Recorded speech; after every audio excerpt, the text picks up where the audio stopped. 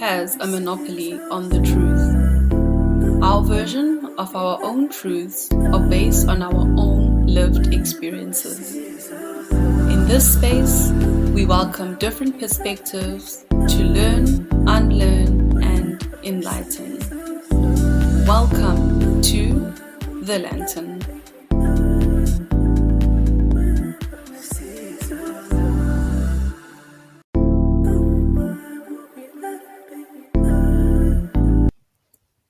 Hello, everybody, and welcome to another episode of the Lantern podcast.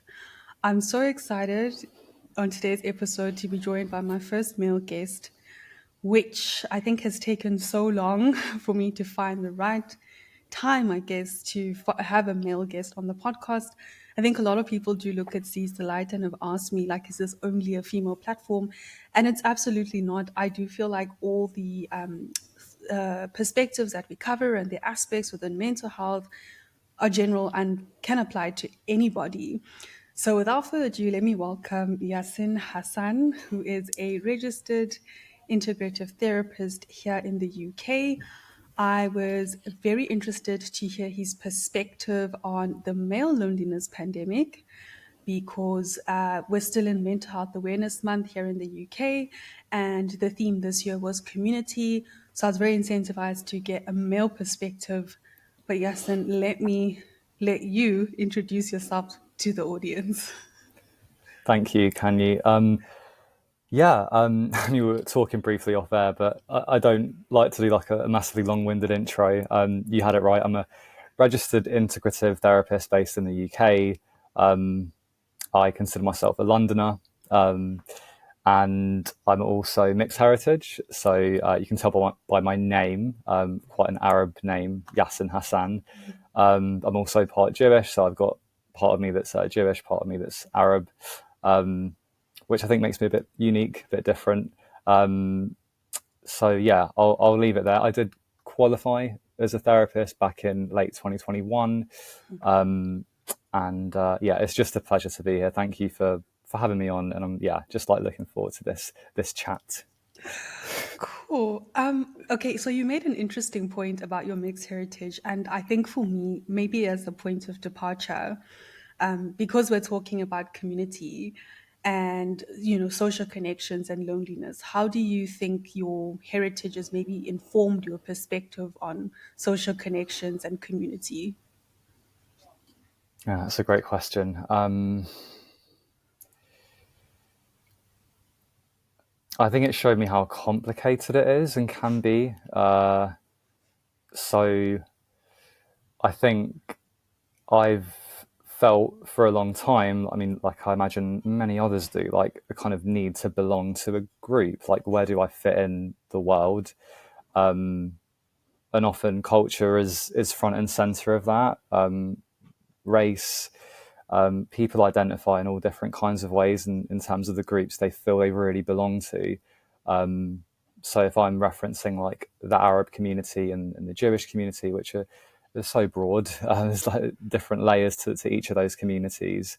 I think what's been complicated for me is just like not feeling enough of either group, and I think that's an experience a lot of mixed race, mixed heritage people have, is wanting to feel like a part of the group, and I embrace my Arabness, embrace my Jewish roots, but maybe parts of me don't look visibly enough like most of that community might look. I'm fairly pale skin, so maybe I'm not as visibly Arab as others might be.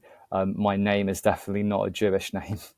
So I think, I think to your point, I think it showed me how complicated it is, I think, to kind of really form connections with groups and with communities that you feel you belong to, but maybe don't feel like you fit in some ways. But I think it is so important. I do think in whatever way I can, I do try and embrace those roots, and I try and find people that can kind of relate to my experiences a little bit. But it is hard. mean, there's lots of mixed heritage people, but each mixed experience is very different and unique. So, in a simple answer, I think it's super important to try and find your tribe and find your community in whatever way you can. But it's not always black and white. Pardon the pun, but it's not always clear. It can be quite complicated, I think. Yeah. And I think maybe if you can unpack and navigating some of that complexity, what are some of the biggest contributors to the male loneliness epidemic, and what are some of the societal expectations that men maybe are exposed to or expected to comply with? How does that? What is the interplay between all of these things, and maybe also feeding into just that intersectional identity? Because I think a lot of people are actually navigating intersectional identities, and maybe you've given me a new perspective. Maybe that's also a contributing factor to the loneliness as well, right? Because if you can't fully identify or fully immerse yourself in one identity and be accepted, that's contributing to our isolation and our loneliness. Because if I don't feel enough of one thing and enough of another thing, then I might just find myself in the middle, and that's lonely, right? Yeah, yeah, echo every word there. Yeah, I mean, I guess before I do go into what I think are some of the main factors, yeah, I think it feels important to say, we mentioned this briefly, but I'm not like an expert. I'm not some kind of like expert on loneliness or men's mental health. I have my own perspective, and I have my own reflections and my own insights. Definitely not some sort of expert. And I don't want to kind of point at a bunch of different problems with men and why we're so terrible at certain things. Like this is like it's quite a difficult subject, and I want to handle it with compassion. And I also want to say, like, a lot of what I'm going to share, like, I have gone through and still go through. Like, this isn't just past stuff that I've now broken my way through, and now I don't struggle with certain things. I feel lonely plenty of times, throughout my working week, throughout my yeah, I crave connection myself. So a lot of what I'm sharing isn't like I've kind of found the answers to just break free from these difficult things. I also grapple with a lot of this stuff too. So just I wanted to start there. And if it's all right, Khanyi, I did prepare a few stats before I get into the meat and bones of what I think the issues are. If that's cool to share a few Of things, course, yeah, go just I for it. thought to like frame the conversation. So I'm going to read a little bit off a bit of paper here, but these stats did kind of strike me. So one of them is 36% of all NHS referrals to talking therapies are from men. So I guess essentially one in three, just over one in three referrals for talking therapies are men, which mean that two and three obviously aren't. That's from Mental Health UK. 73% of adults who go missing in the UK are men. That's from the University of York, from their research. This one kind of floored me. 82% of those who are sleeping rough, i.e., homeless, are thought to be men.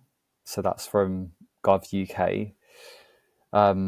That's 4 and 5. And this one I think really feels so important to our conversation as well. This one really got me. But 74% of those admitted to hospital for drug and addiction related issues are men. That's from the UK Addiction Treatment Centre. And this one also feels massively important. So men from lower socioeconomic backgrounds, perhaps men living in poverty, or just men really like struggling financially on quite low incomes. And I'll give a trigger warning here. I'm going to reference suicide, but they are 10 times more likely to take their life than their more than their more affluent counterparts, so men from maybe more middle to upper class backgrounds. Or repeat that 10 times more likely, which kind of I was shocked by that. And yeah, I thought those felt important to kind of frame the conversation. So I don't know if you have any initial just reflections off of any of those, but some of them really floored me. I mean, I wish you had prepared me offline that you'd be sharing these stats, because I'm just so taken aback. I mean, I'm not also myself an expert when it comes to men's mental health. And I do get called into these spaces, and I have to just keep saying it's the knowledge is for everybody, but I'm also mindful that there are intersectionalities, and that's one intersection I really cannot venture into because I don't have the lived experience, and I don't want to assume anybody's experience or pretend that I know. So I do really appreciate you highlighting those stats. I do think there is a real problem, and I know that us recording this podcast is probably not going to solve it, but I don't know, maybe through what we'll share today, some young man might hear it, or maybe an elderly man, and hear it and take solace that they're not alone in everything that they're experiencing, other men are experiencing, because we know men don't talk. But I mean, yeah, I would have never thought that the stats are as bad as what you presented. I knew that things were bad, but that to me is just, it's quite shocking and it's heartbreaking at the same time.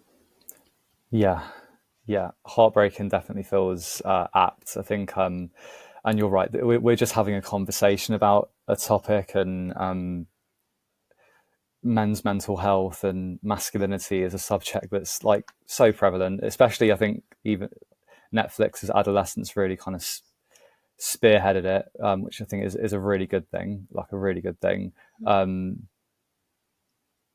But I feel like, from my perspective, the same kind of things get said about this topic. Men need to talk more. I could give a spiel of like different statements that I've heard, and there is obviously so much truth to them. But we're not going to stop everything in this conversation. But I do hope I can offer just some kind of different perspective. Yeah. And yeah, these are just my reflections as well. So I guess in terms of a few things I think really contribute to loneliness in men, and just men's struggles more broadly. One, I think, is emotional suppression. I think, you referenced sort of men don't talk, and I think emotional suppression is a really kind of the more jargony way of phrasing that. I think men find it sort of have a compulsion, like a habit to just sort of avoid and reject discomfort, emotional discomfort, whether that's guilt, sadness, hurt, humiliation, shame, deep loss. Those things, these are things that are painful for anyone to feel. But men seem to be more inclined to find ways to suppress and avoid those emotions. And there's a bunch of ways we do that, that I can get into, but it's huge. I think and that's not to say that women aren't also capable of suppressing their emotions. Women, I know, like, suppress their emotions in a variety of ways too, and are conditioned in different ways in their own right. But men are just, I think, quite particularly good, to use that word in quotes, good at emotional suppression, and that really fuels this connection. Like, it kind of, when we suppress those emotions, we struggle with them alone, and they stay in our head, and they kind of creep into our life in a variety of ways. So yeah, that was one of the thoughts really important. I think the second one that I wanted to reference was, there's I guess a culture amongst men of like this kind of self-reliance. I mean, that kind of goes back in my experience to like the stereotype of the kind of the strong man. I'm doing quotes. The strong man that kind of, maybe if he's a father and sort of takes on that kind of CEO of the family role, that he has to be in charge of everything and deal with everything and kind of have to rely on himself to kind of like fix everything and be in charge and kind of, which I think harms a lot of men. And even men that aren't fathers, who just, whether it's maybe their career, and they're just their personal struggles generally, find it in a way like more safe, or they know what they're getting if they deal with it alone, and just kind of like get through it on their own. So that self-reliance, I think, is really damaging. And I think another one is a theme around, like, I think hustle culture, which is quite prevalent in our society now. Again, not just exclusive to men, but hustle culture and overworking and endless ambition, the endless pursuit of more money and more things, I think ends up making men often just kind of retreat into their own little bubbles, and that impacts things. It impacts friendships and it impacts relationships. And I think that's why a lot of men might find themselves with a very high paying career and doing great at work, and um, maybe live in a really nice apartment that they always wanted to live in. I'm describing a very particular type of man now, but they still might inside feel quite empty or quite lost or a bit like disconnected, despite having so much externally. Those feel like the main ones for me, and I don't think those are anything particularly new that's not been shed before. I don't know if any of those kind of resonate, like with what you see and hear day to day, or what you feel, what sort of comes up for you when I say those things. Yeah, I mean, I think those things are absolutely worth mentioning, and I think as a as an add-on to that, the stats are showing that women are now qualifying at a rate, I think, 2 times more rapidly than men from higher education, Mm. and women are getting promoted a lot more than men. So I wonder now, with these sort of societal roles that men played and where they felt the most masculine, and now when that's all being compromised, I would think that we would get to a place where they would be more emotionally connected because now they've got probably more time, and maybe now a little bit more space because now you're sharing the responsibility with somebody else. You're not having to hustle as hard because maybe you can share that responsibility with somebody else. Yet it seems like what's happened has been the opposite. It's Mm. been a reaction response of hatred towards women in some instances, jealousy towards women in some instances, and also just some not outright wanting to be with women. And I think that also contributing to the loneliness. And to me, it's quite interesting because I think the notion that men need to be in a relationship is something that I think is a societal expectation. And I think when Mm. people have been speaking about the loneliness epidemic, it seems to center around romantic relationships and family and work, sort of like the three pillars that you also mentioned. So I find that interesting that you also sort of mentioned those. But I think at the end of the day, that's maybe where men find their value and Yeah. where they define their masculinity. But I wonder what's your perspective and how women have sort of evolved and played different roles, and how that maybe corresponds to the male's experience, and maybe when it comes to loneliness and isolation and connection generally as well. Yeah. God, that feels like a topic. I think about this a lot, and I have conversations about this subject a lot. I think, and this is again just my perspective, and it's my perspective, but it's also what I've felt. I've had to like reflect on it at times. I think it's threatening. It's threatening to some men who feel like they're less masculine, less needed, to have a more kind of equal dynamic where it's clear maybe they're, in this case, if it's a female partner, doesn't really need them in the same way. Like they don't need them to be like that provider kind of archetype. They just maybe need different things, more emotional support. And I think, yeah, like particularly if we're thinking like for men, I'm 31. If we're thinking like for men around my age group, like our fathers are around maybe like 50, 60s. That era was a very traditional setup, like, and things have changed a lot now, which I think is a really good thing.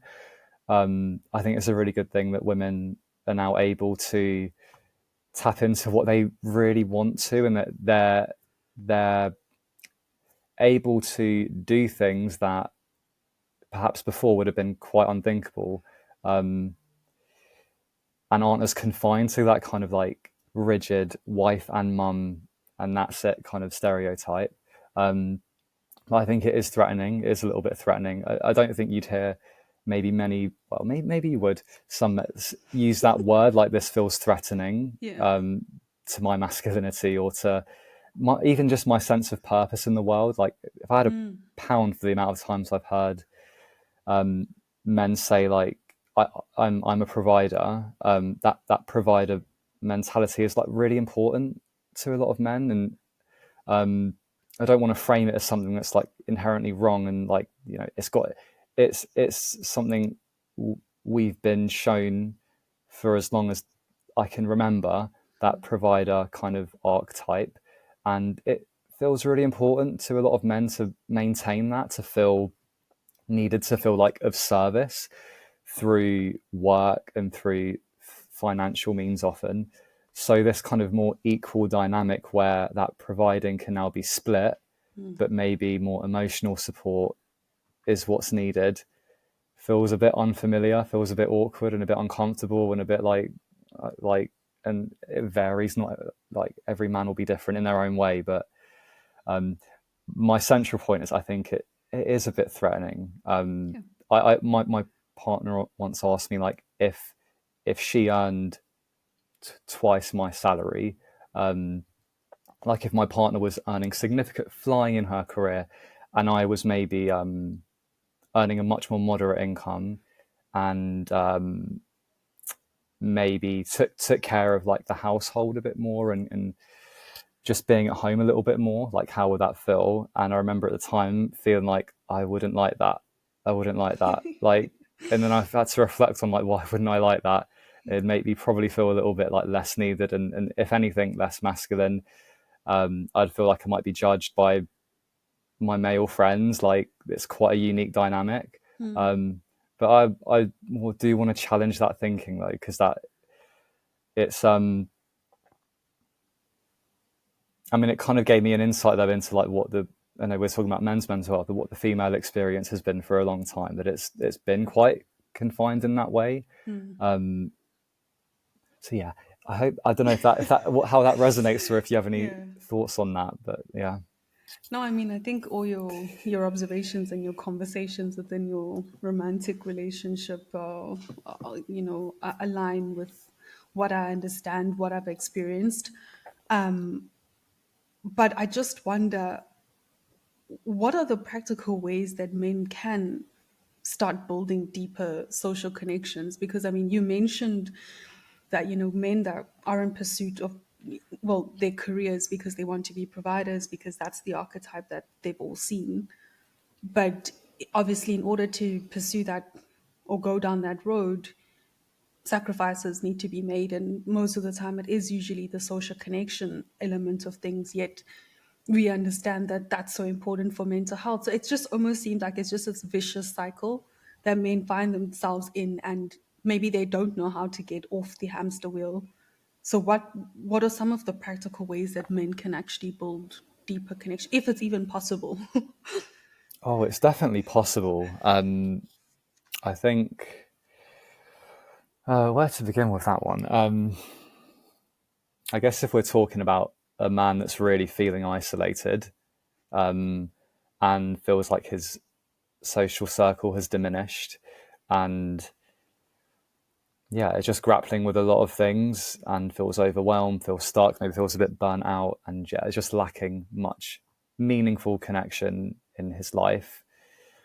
I guess I would say, and this, I mean, I mentioned I'm a therapist, so like, of course I would say this one. I do think when it becomes something that feels like it's really lingering and it's been going for several months, a year, years even, and it's not shaking, this kind of sense of like feeling quite isolated but wanting something different. I would say, yeah, like look into a form of therapy. Um,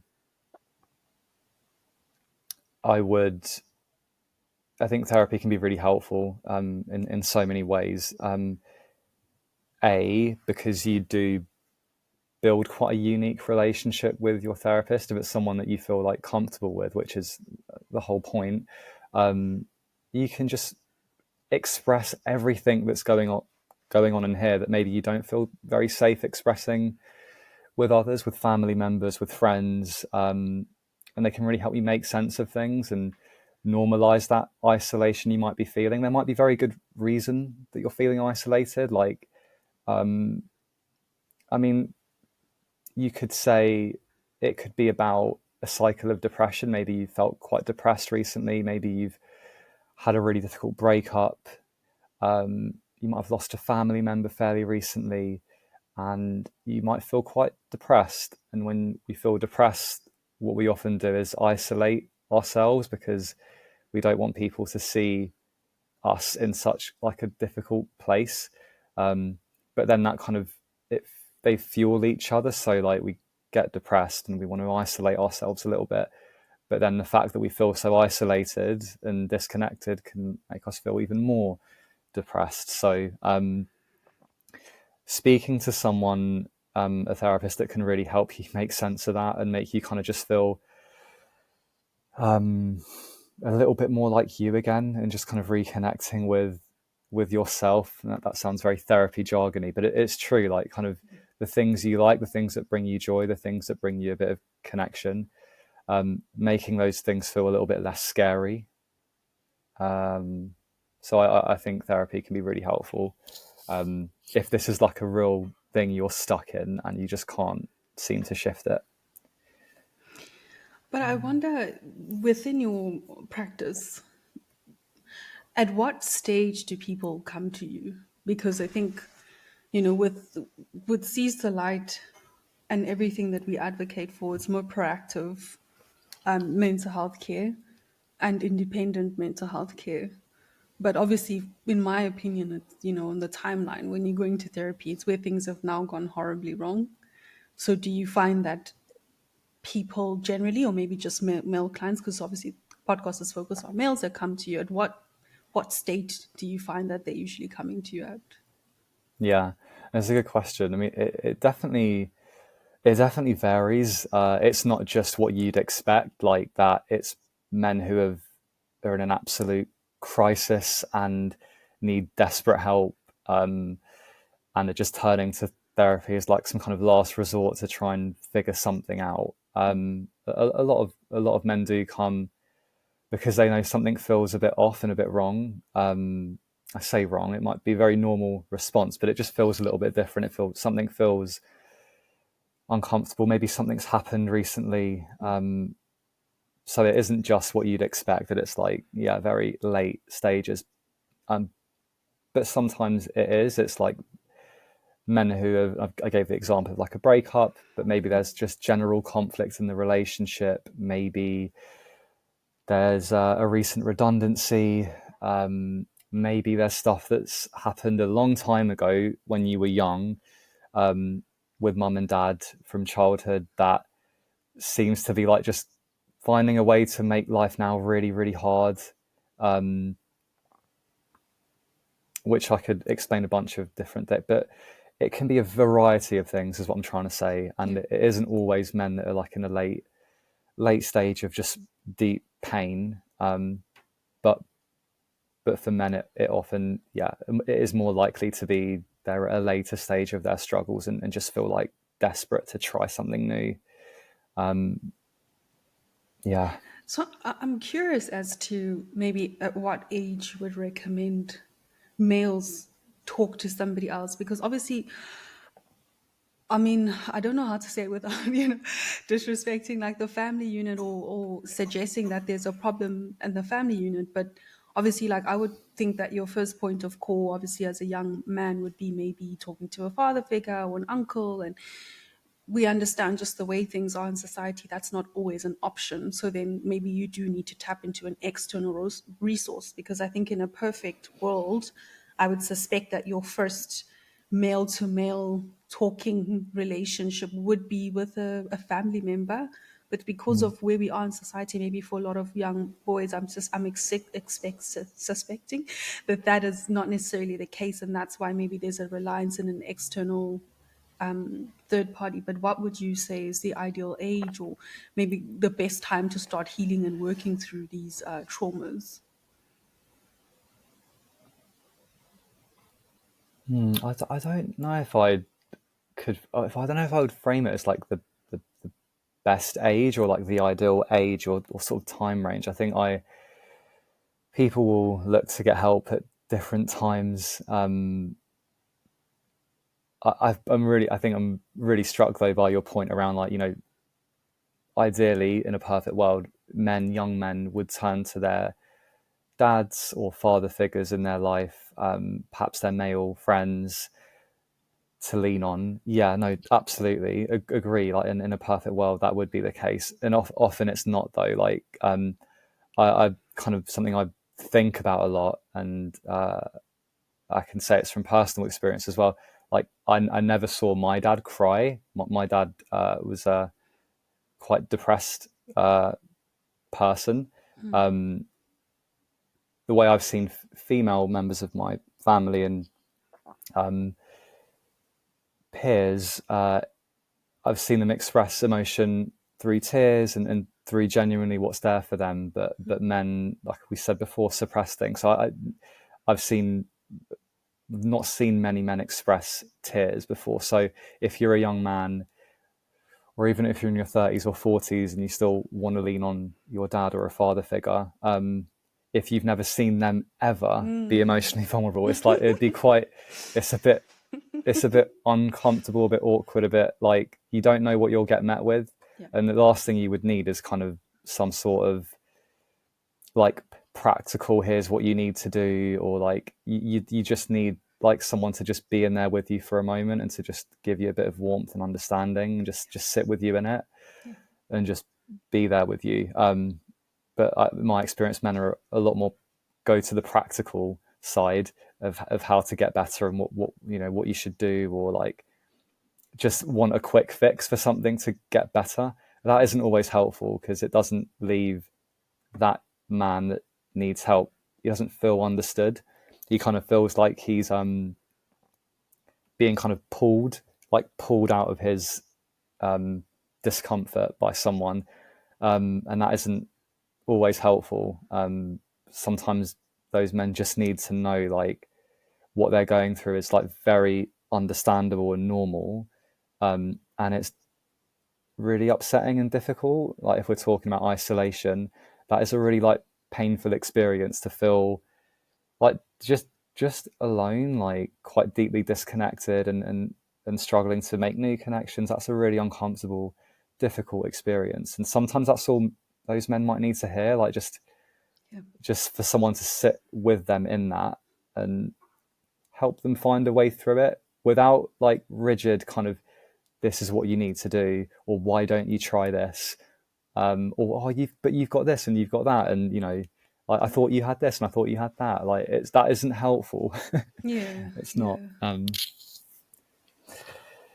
It's an interesting one, and I think like even in us just discussing it, you can see the complexity in the topic. I think that it's one that really does require attention, because I see our humanity as interconnected. So I know that there will be some people who think, "Oh, like, you're a female, why are you talking about this?" But it's because the male experience actually does have an impact on my experience, because I do have males in my life, and I'm also invested in their mental health and their well-being and them fulfilling their purpose and becoming the best versions of themselves. So I think it's imperative as people that we do learn about the other side. It's not helpful for me to only know all women related topics and empower women and not know about the other side.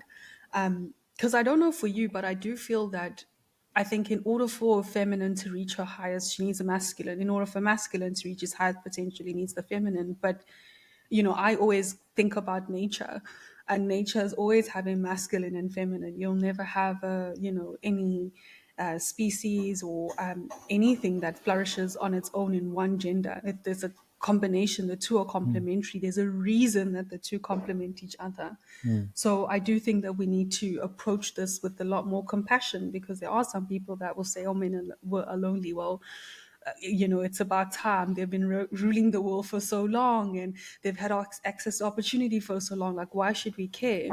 But as I say, I see our humanity as interconnected. I don't, when you at the beginning raised the homelessness statistic, I did think about it, and I was like, wow, I actually haven't seen that many women who are homeless. Men actually are the people that come to mind when I think of homeless people. Yeah, it's something that no one really talks about. Mm. So I do think it's important that we shed light on these topics. Yeah.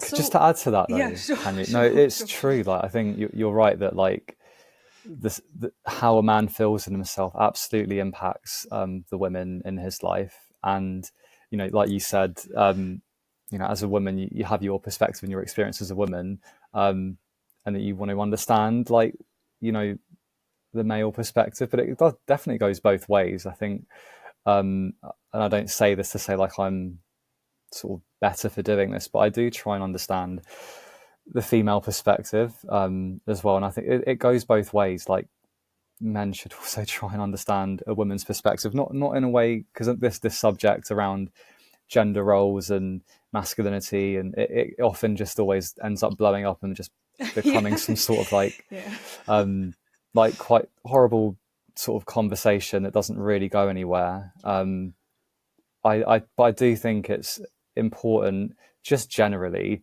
for people to try and understand the experiences of someone who is completely different to them, i.e., gender, race, sexuality. It goes every single way. So no, that point struck me, like around understanding the experience of the opposite sex.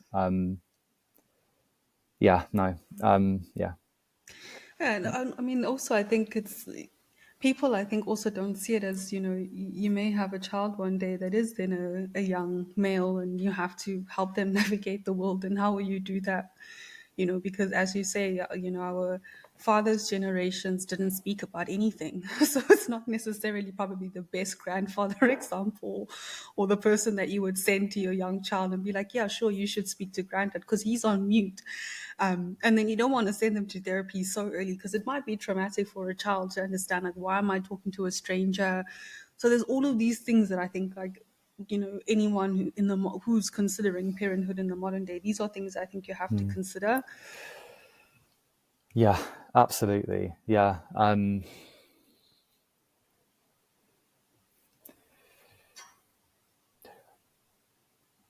think I just had like a fleeting thought, and I was wondering if it could very quickly go back to the point around like what men can do to find connection, or to find to find a connection, just navigating loneliness, isolation more broadly. I touched on therapy, but therapy Yeah. isn't always accessible for everyone.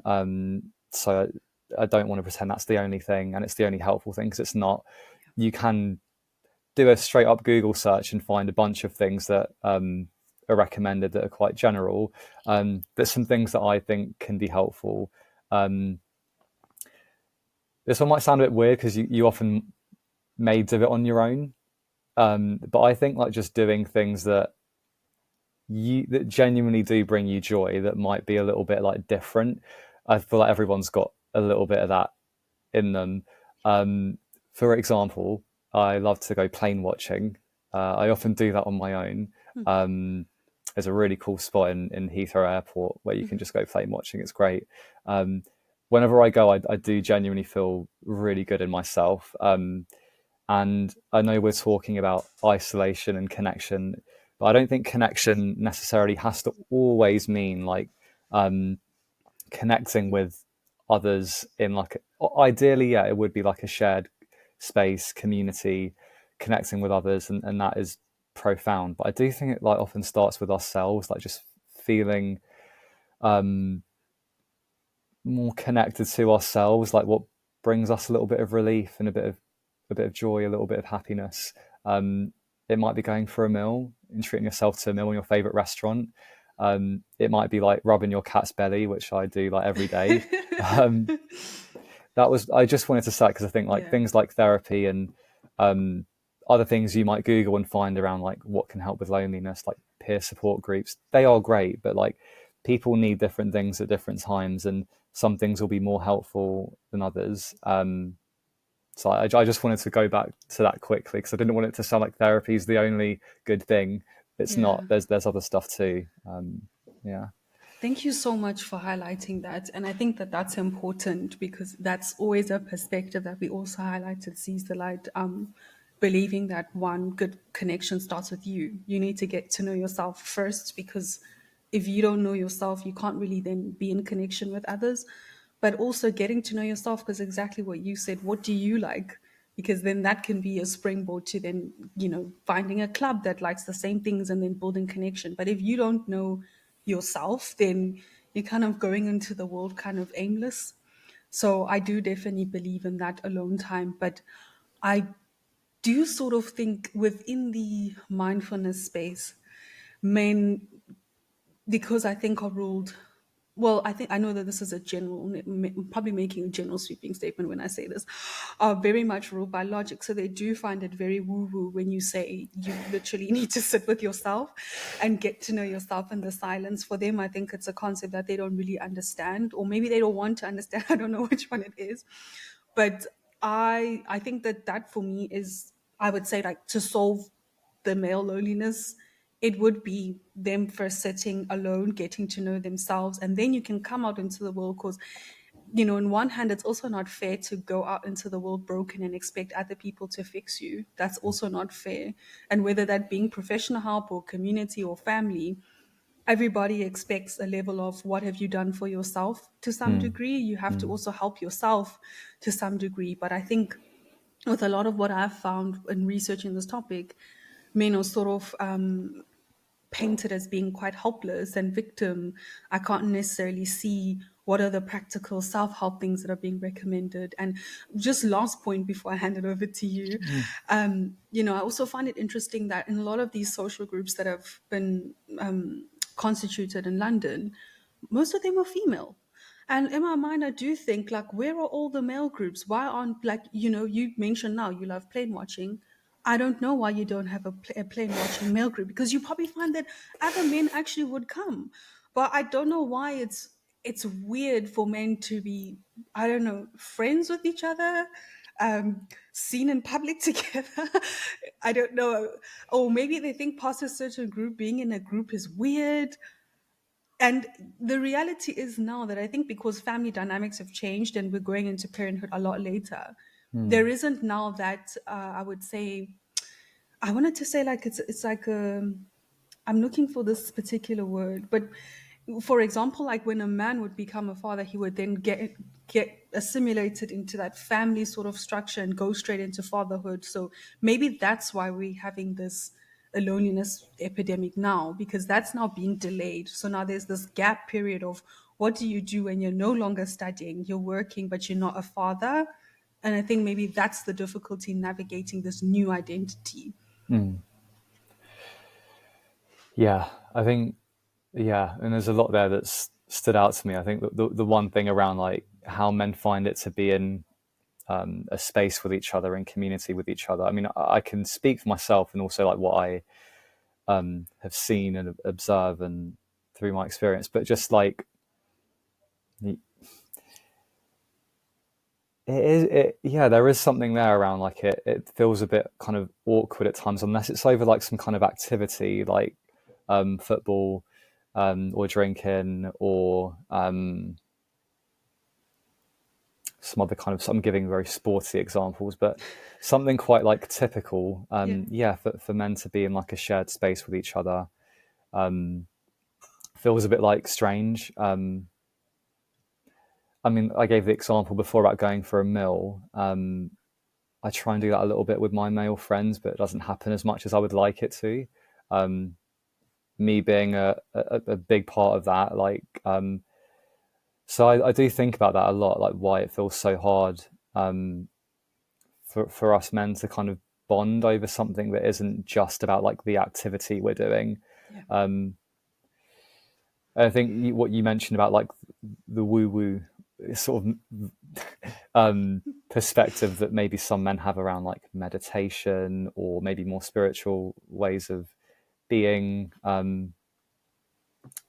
It's interesting. Yeah, I mean, I I think something that is, in my experience, is quite helpful, which maybe feels a little bit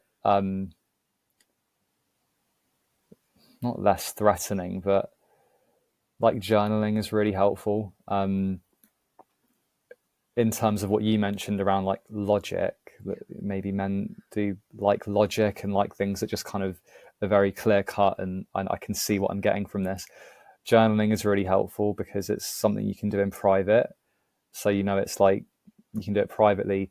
You could dedicate 5 minutes to it. You could dedicate 20 minutes to it. You could make it a part of your routine once a week, once a fortnight, 5 minutes a day, 2 minutes a day. But it's in my experience, journaling is helpful because it just helps you kind of find the words, just to find some words that kind of express what's going on for you. Doesn't always have to be with someone else. Ideally, like, yeah, that is helpful when it's in community, whether it's with one person you trust or with a group, that there is like extreme value in that. But sometimes maybe that feels a bit too threatening or a bit too like exposing. So just journaling, in my experience, is super helpful. But women do seem to just be, I don't want to say like better at this, but you're so right. Like the amount of times I see women bonding over just a little drink and just having really like good, meaningful chat. They have like the life update section, what's been happening, and then just have really like good chats and like laugh. Yeah. And there's absolutely men that can do that too, and that do that. But I guess on the whole, maybe that's a bit more of a struggle. Maybe it stays a little bit more surface level, and so maybe those things that the men in those conversations really would like to share or offload a bit, like they've just had a breakup, or maybe they're struggling with their disability. If they have like a health condition or like things that are a bit more vulnerable. Maybe those words are a bit harder to say in a pub or at football practice, or like it's just so it just never gets said. And as we said before, it's just ends up leaving men dealing with it on their own, and it kind of gets worse, and it interferes with life in different ways and in a variety of ways, and just makes things really difficult. Yeah. Oh, thank you for adding and sharing everything that you did. I think that, it really does highlight the point from a male perspective. And I don't know, I think now I'm walking away from this conversation wondering what more we can do, because I'm very well aware of balancing the logic part of things, because a lot of them will feel, sees the light as woo woo, but it's really not, because we have our like quantifiable metrics of how we're actually delivering the impact to people, even though it's based on mindfulness. And I don't want to suggest that mindfulness and meditation is woo woo, because it's not. And, the science is now there.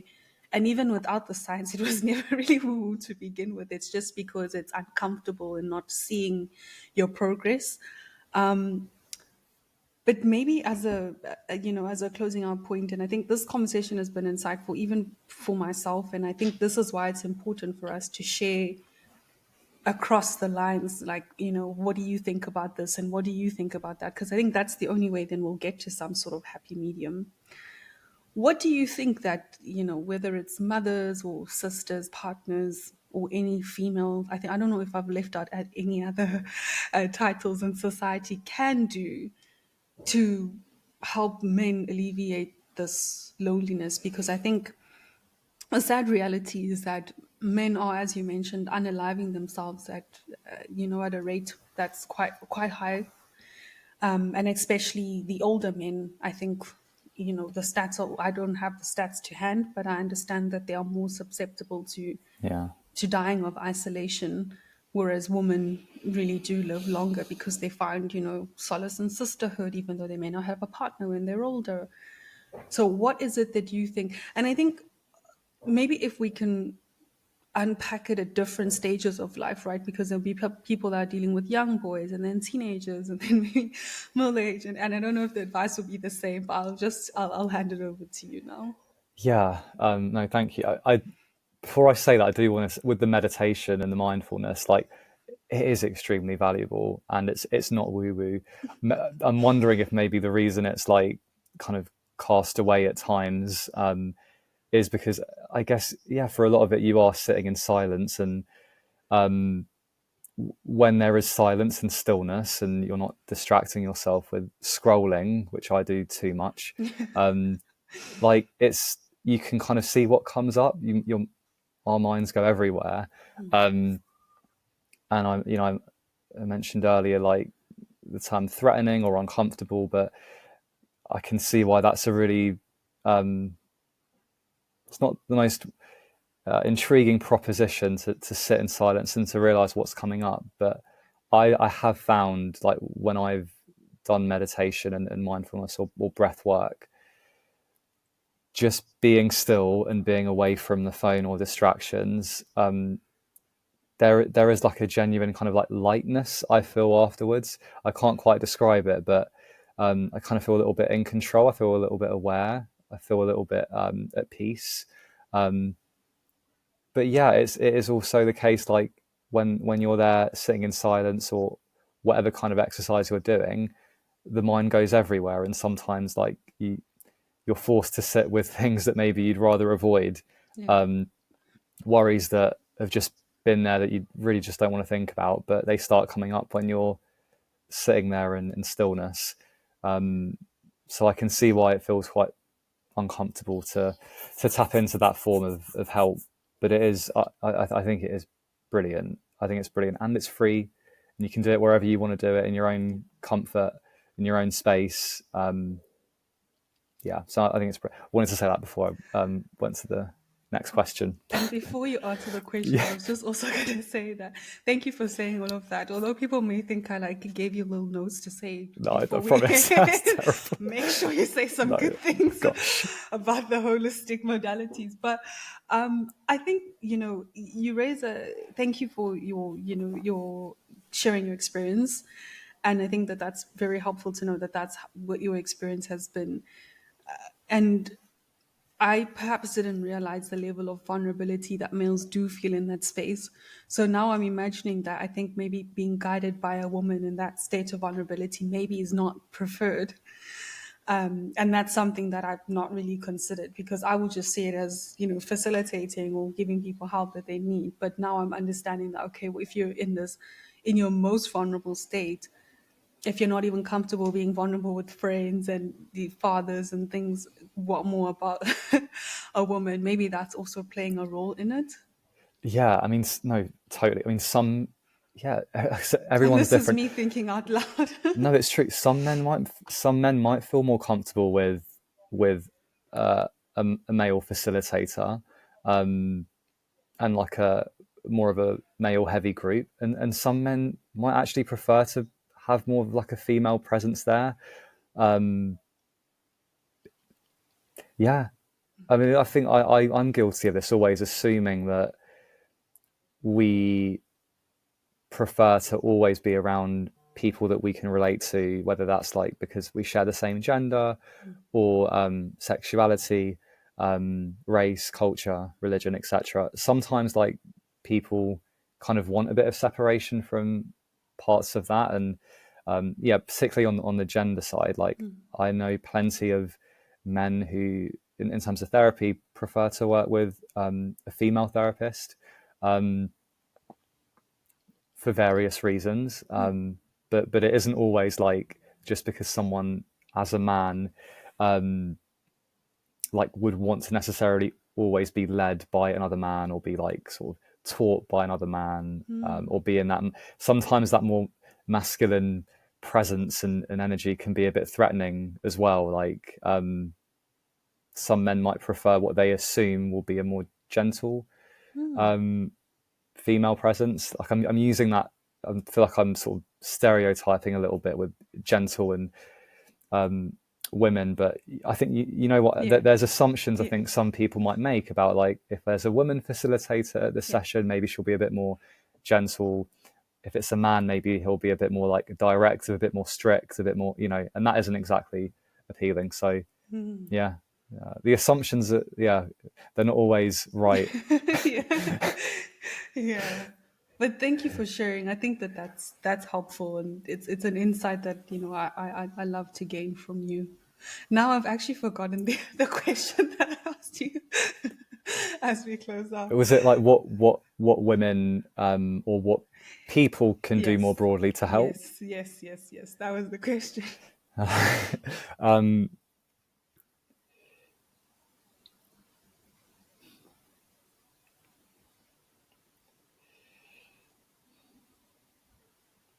I don't know. I'm trying to think of how to tackle that. Do you think, like, what women specifically can do, or what people more broadly can do? I almost feel Either ill-equipped or. to say what I think women could do. But I think I asked what women can do, is I think it's more like, how would you as a male want to be supported by a woman, I guess. And then I think generally also good, because I think men who are listening to this podcast might also know how to support other men better. So I think answer it whichever way you feel is appropriate. Yeah. I mean, you mentioned earlier, like, men is such a broad spectrum and like age groups and stuff. So if I'm thinking about like men that are maybe between their 20s and kind of mid to late 40s, which is a broad enough group. Yeah. But if I was thinking of that, I think in terms of like relationships, like, intimate relationships, what those men might need from their partners, I would just say, like, patience, like a real concerted effort to try and understand, not to maybe kind of just rush to kind of help or fix things. Like, we all do that. I know I do that every day. Like, try and like rescue or fix something, as opposed to like sitting with someone and just trying to understand where they're at and what they're going through. Um, I think that would be really, and trying to limit judgment a little bit. Like, I think if a man feels brave enough to be open and vulnerable, there might be some things he comes out with that almost feel a little bit like, wow, okay, that's how you really feel.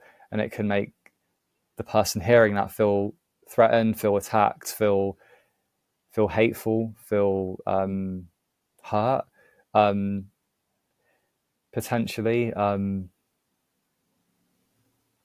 I think judgment, I mean, it depends on what's being said, but Yeah. so that there may be judgment there. But I think where possible, trying to like limit the judgment when a man's trying to genuinely share what's in here and what's in his heart, where he's hurting, where he feels embarrassed, where he feels ashamed, where he feels guilt, regret. Just treating that like really gently and carefully.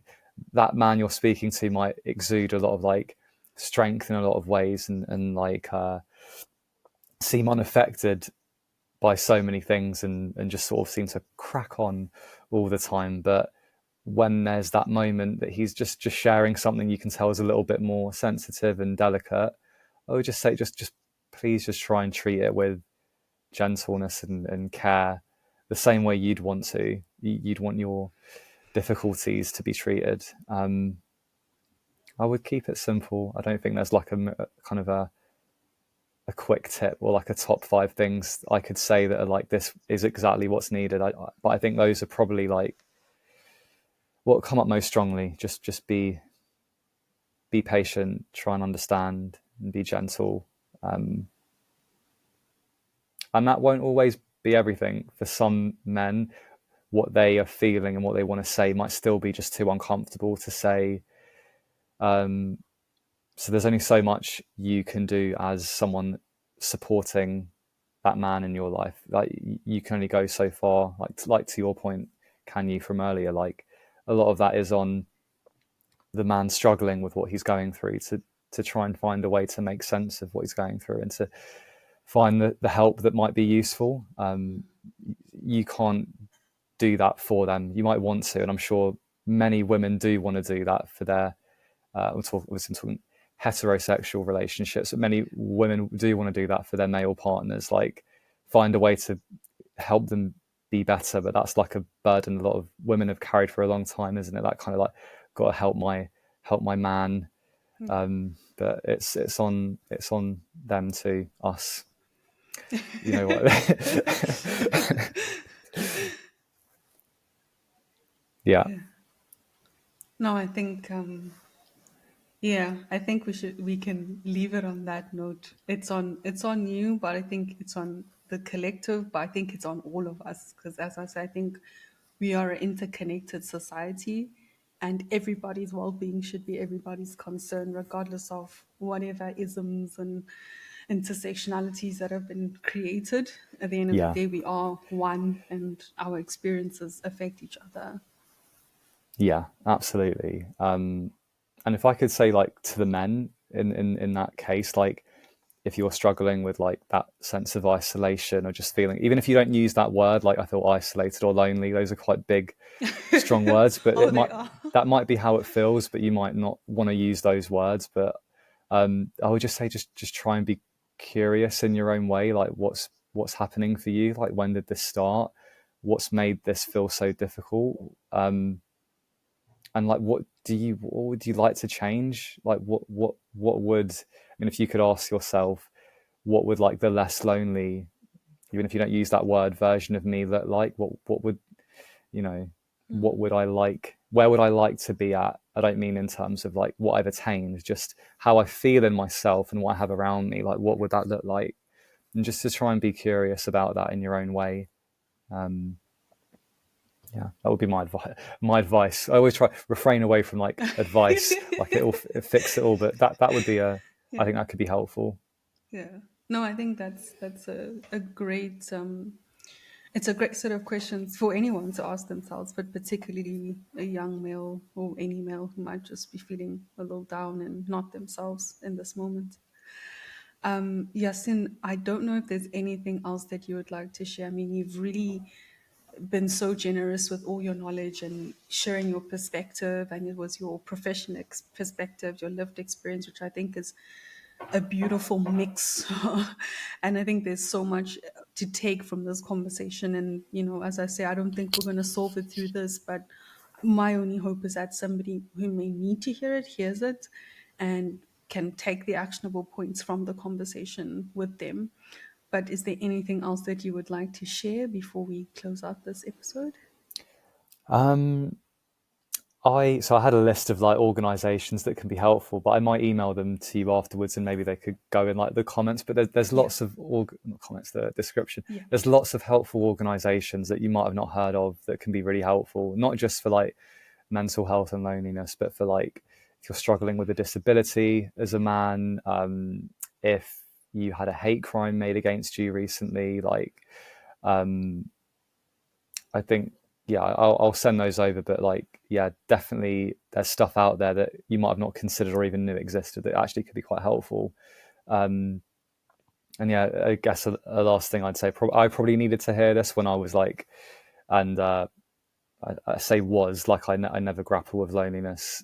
Like I mentioned at the beginning, it's an ongoing battle. Like, you know, finding connection, as someone in their 30s navigating like career and what I want from life and stuff like that. It's a ongoing battle, um, so to speak. And I would just say, like, just try and be gentle with yourself, where you can. Loneliness like sucks, and it feels really hard to be stuck in that place, especially when it's prolonged. Um, so just try and be gentle with yourself, and when it feels right, when you feel ready, try something a little bit new that's a little bit different. We've given some examples today, but just try something. That's what I'd say. I love that.